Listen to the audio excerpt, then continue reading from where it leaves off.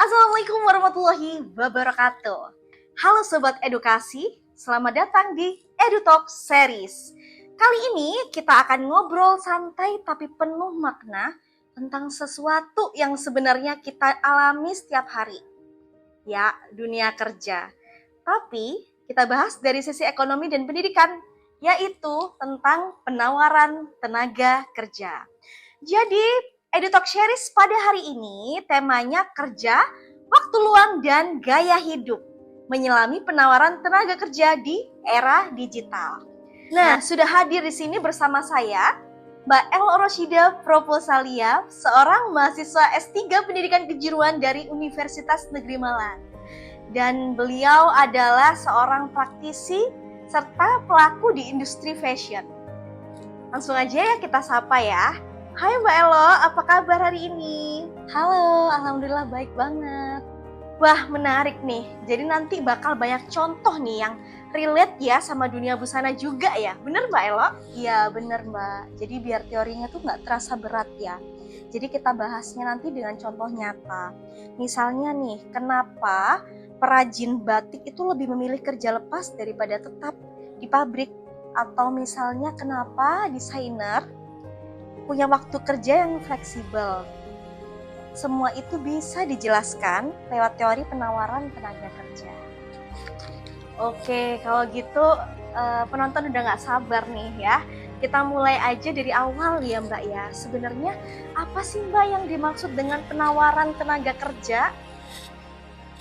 Nah, secara sederhana, penawaran tenaga kerja itu menggambarkan keputusan seseorang untuk bekerja atau tidak bekerja, serta berapa jam sih mereka mau bekerja. Itu kunci utamanya. Kemudian kalau kata George J. Borges, setiap orang berusaha menyeimbangkan antara dua hal, ingin punya uang dan ingin punya waktu santai. Jadi bekerja itu bukan cuma soal ekonomi, tapi juga soal gaya hidup atau lifestyle ya, dan kepuasan dari dalam pribadi masing-masing. Oh gitu, jadi misalnya nih ya Mbak, kalau orang sudah punya penghasilan cukup, mereka mungkin memilih kerja lebih sedikit biar punya waktu buat keluarga gitu mungkin ya Mbak ya. Yap, that's right, tepat sekali. Jadi itu yang disebut dengan efek pendapatan. Tapi kalau upahnya naik dan dia itu jadi semangat kerja lebih lama, itu disebut efek substitusi. Dua efek inilah yang menentukan seberapa banyak waktu seseorang itu mau bekerja. Wah, berarti secara nggak langsung keputusan seseorang, misalnya nih seorang fashion designer, kerja sampai malam, bisa dijelaskan lewat teori ini ya Mbak? Betul Mbak. Jadi misalnya nih desainer busana saat musim event ya, seperti Fashion Week. Mereka rela loh kerja lembur karena upah dan exposure-nya tuh tinggi. Tapi setelah itu mereka tuh istirahat yang panjang sekali. Itu bentuk nyata ya dari keseimbangan antara pendapatan dan waktu luang. Oke, nah kalau di dunia statistik ekonomi, gimana sih Mbak cara mengukur tenaga kerja itu? Nah kalau itu biasanya kita pakai data dari Biro Statistik atau BPS ya di Indonesia ya. Dan penduduk itu dibagi menjadi 3, yang pertama itu bekerja, kedua menganggur, dan yang ketiga di luar angkatan kerja. Jadi total angkatan kerja itu sama dengan bekerja plus menganggur, gitu ya rumusnya. Jadi tingkat partisipasi itu dihitung dari berapa banyak orang usia kerja yang ikut aktif bekerja atau mencari kerja. Oh, ternyata seperti itu ya Mbak ya. Kalau misalnya nih di dunia busana, misalnya lulusan SMK Tata Busana, bisa termasuk kelompok yang mana ya Mbak ya? Kalau mereka sedang membuka jasa jahit kecil-kecilan di rumah, mereka itu termasuk bekerja. Tapi kalau baru lulus dan masih mencari pelanggan, mereka itu masuk kategori pengangguran. Nah, masalahnya tuh banyak lulusan vokasi yang punya keterampilan, punya skill loh mereka, tapi tidak tahu cara memasarkan diri. Nah, ini menyebabkan Nah, ini menyebabkan skill mismatch, di mana kemampuan mereka itu belum tersambung dengan dunia kerja nyata. Iya juga ya, Mbak. Jadi bukan karena nggak bisa kerja, tapi karena belum nyambung aja ya sama kebutuhan pasar. Bener banget, Mbak. Dan inilah yang bikin pendidikan vokasi itu harus beradaptasi dengan kebutuhan industri, termasuk fashion dan e-commerce. Mbak Elo, tadi kan sempat nih disebut efek substitusi dan pendapatan. Bisa kasih contoh nggak nih yang lebih down to earth? Misalnya nih, ada penjahit rumahan di Mojokerto. Kita sebut saja namanya Bu Siti. Nah, kalau misalnya di momentum seperti Lebaran, pesanan Bu Siti ini pasti naik dan harga jasanya pun juga naik. Bu Siti juga bakal nambah jam kerja dong pastinya karena waktu luangnya terasa mahal. Nah, itu efek substitusi. Tapi kalau setelah dapat banyak order dan penghasilannya sudah cukup, dia mulai nolak nih orderan-orderan supaya bisa istirahat. Itu termasuk efek pendapatan. Oh iya, bener banget. Jadi bahkan Bu Siti juga menerapkan teori Borges ya tanpa sadar ya Mbak. Iya, kadang teori ekonomi itu sebenarnya ya cerminan perilaku manusia aja. Cuma dijelaskan menggunakan rumus. Itu mungkin yang bikin ribet dan susah dimengerti. Sekarang kalau soal upah reservasi, istilahnya agak keren ya. Itu apa maksudnya sih Mbak? Iya Mbak, kedengarannya emang kayak harga rahasia ya. Tapi sebenarnya itu adalah upah minimum yang seseorang anggap layak untuk mulai bekerja. Contohnya, seorang model busana mungkin punya upah reservasi, misalnya 500.000 per sesi ya. Kalau ada tawaran di bawah itu, dia lebih memilih tidak ambil job karena waktu dan tenaga yang dikeluarkan tidak sepadan. Seperti itu contohnya. Jadi ini ya yang menjelaskan kenapa ada orang yang pilih freelance daripada kerja tetap ya Mbak. Bener banget. Kadang fleksibilitas, kebebasan waktu, atau kepuasan pribadi nilainya lebih tinggi daripada gaji tetap. Tapi secara ekonomi itu juga tetap keputusan rasional Mbak. Oke, menarik banget ya pembahasan kita hari ini ya.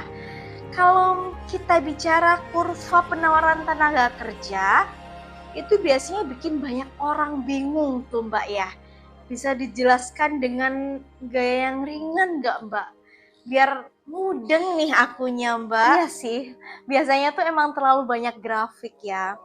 Tapi intinya begini, kurva penawaran tenaga kerja itu menunjukkan hubungan antara upah dan jumlah jam kerja. Di awal, kalau misalnya upah naik, jam kerja pun juga ikut naik. Tapi nanti bisa menurun karena orang itu merasa cukup. Bentuknya seperti huruf S terbalik. Gitu. Kalau contohnya di bidang busana, nah, misalnya nih desainer muda, biasanya tuh kerja keras banget kan soal karir baru mulai. Terus demi nama dan portofolio. Tapi setelah sukses dan punya banyak klien, mereka justru milih proyek yang lebih sedikit tapi lebih bernilai atau bervalue ya. Nah, di titik itu kurvanya mulai melengkung ke belakang. Nah, kalau sekarang bagian menarik nih Mbak. Dan saya juga kepo nih ya. Peran perempuan kalau dalam tenaga kerja tuh gimana sih Mbak? Ya, kalau ini emang menarik banget sih. Dulu partisipasi perempuan di dunia kerja itu rendah karena faktor budaya dan beban domestik. Tapi sekarang banyak perempuan yang aktif di sektor kreatif, termasuk fashion ya. Mereka tuh bisa kerja dari rumah, kemudian bisa berjualan online seperti saya ya. Atau jadi konten kreator busana di e-commerce lain. Oh gitu. Berarti fleksibilitas kerja digital ini juga meningkatkan partisipasi perempuan ya Mbak. Jadi teknologi itu membuat banyak perempuan bisa berperan ganda, tetap berpenghasilan tanpa harus meninggalkan keluarga. Misalnya nih, pengrajin batik atau hijab di Mojokerto yang dulu tergantung toko offline nih, sekarang tuh bisa berjualan loh di marketplace. Itu adalah bentuk nyata dari penawaran tenaga kerja modern yang lebih fleksibel. Juga banyak loh ibu rumah tangga atau kita sebut IRT itu berpenghasilan karena dia bisa mengurus kegiatan atau mengurus dalam hal rumah dan juga bisa berjualan lewat sosmed atau lewat marketplace dan e-commerce lain. Luar biasa, keren banget. Jadi teori ekonomi itu bisa kita lihat langsung ya di dunia fashion digital ya. Yap, betul banget. Jadi dunia fashion sekarang tuh mencerminkan transformasi pasar kerja digital yang fleksibel, berbasis kreativitas dan sangat bergantung pada keterampilan teknologi. Oke Mbak Elo, kalau dari sisi kebijakan, apa sih Mbak yang bisa dilakukan pemerintah supaya tenaga kerja kita itu lebih produktif tapi tetap sejahtera Mbak? Nah kalau ini ada 3 hal penting nih. Yang pertama, program kesejahteraan harus cerdas. Jadi jangan hanya memberi bantuan tunai tapi juga dorongan untuk tetap bekerja. Misalnya program padat karya kreatif di bidang fashion lokal. Kedua, kredit pajak atau insentif. Seperti konsep Earned Income Tax Credit di Amerika, itu insentif bagi pekerja berpendapatan rendah agar tetap aktif bekerja. Kemudian yang ketiga itu ada skema kerja fleksibel untuk lansia. Banyak nih penjahit senior masih produktif tapi butuh sistem kerja ringan. Kalau ada dukungan modal dan jam kerja fleksibel, mereka itu bisa tetap berkarya.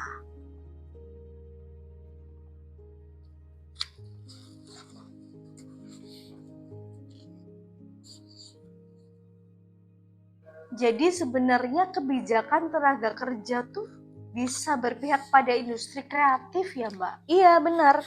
Jadi kalau pemerintah dukung wirausaha fashion lokal, misalnya nih lewat pelatihan digital marketing, otomatis penawaran tenaga kerja di sektor itu pun juga meningkat. Oke, dari semua pembahasan nih Mbak, apa poin terpenting yang harus kita pahami dari teori penawaran tenaga kerja ini? Poin pentingnya bahwa bekerja itu bukan hanya soal ekonomi, tapi juga tentang nilai, pilihan, dan keseimbangan hidup. Teori Borges itu mengajarkan kita bahwa setiap keputusan kerja, mau jadi desainer, penjahit, dosen, atau pengusaha, punya dasar rasional yang bisa dipahami.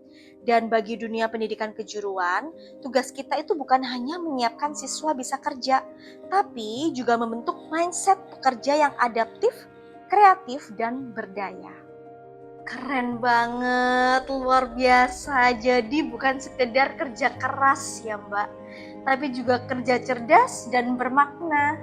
Yap, bener banget. Karena dunia kerja itu masa depannya itu dinamis. Yang penting bukan hanya bisa menjahit baju, tapi juga bisa menjahit peluang. Wah, kalimat terakhirnya keren banget. Menjahit peluang.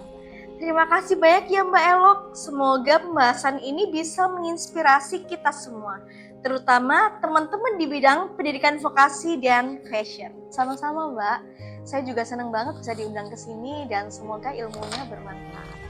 Terima kasih banyak ya Mbak Elo. Dan sampai jumpa Sobat Edukasi di episode EduTalk berikutnya. Dan tetap semangat berkarya untuk Indonesia yang produktif dan kreatif. Sampai jumpa, bye!